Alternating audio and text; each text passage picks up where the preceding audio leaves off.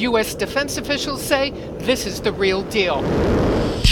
Russia test firing its new high-speed hypersonic missile, a missile that the U.S. military currently cannot defend against. Russian President Vladimir Putin pulling no punches on his intent.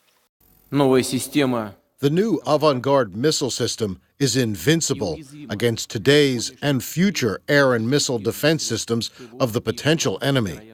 This is a big success and a great achievement. If the weapons work as advertised, there is no current defense against them. The Russian missile has captured the attention of Patrick Shanahan, the Deputy Defense Secretary, who will take over as acting Pentagon chief when Secretary James Mattis leaves next week.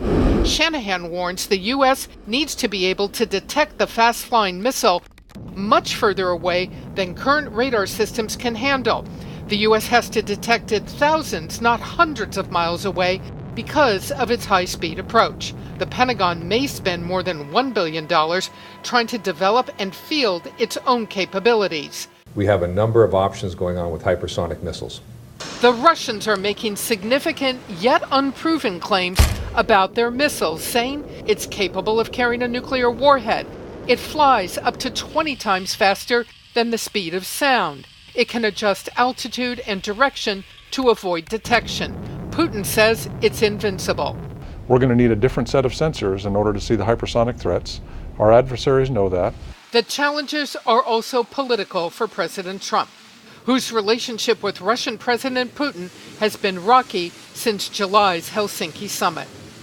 Putin feels incredibly emboldened. Putin believes this is the time to press his advantage. He's put his forces in Ukraine, in eastern Ukraine. He's, of course, taken over Crimea. He's now gaining ground in Syria. This is Russia's time, in his view. Now, because the Russians are putting so much effort into this new missile, the U.S. is responding by funding its own effort. The Pentagon says it has no choice but to proceed.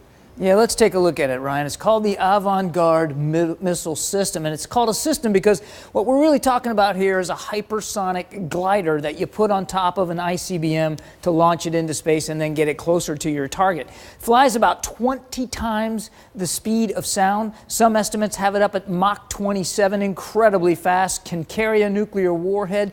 And the real scary thing about this is that as it closes in on its target, it can independently zig and zag and to avoid missile defenses.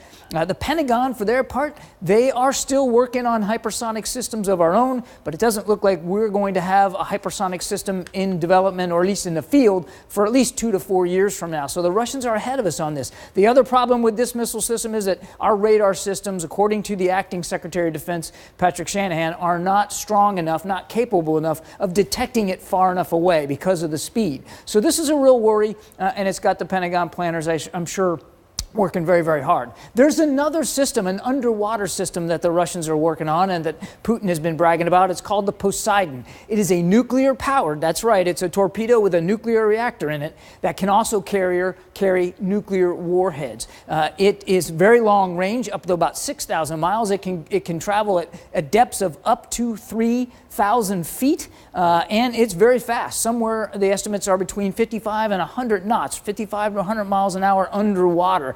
The idea for this weapon is to go after large ships like aircraft carriers or shore installations. And again, this is not a system for which we have adequate defenses right now. Very worrisome. This is in testing right now, not in the fleet, not as far along as the avant-garde.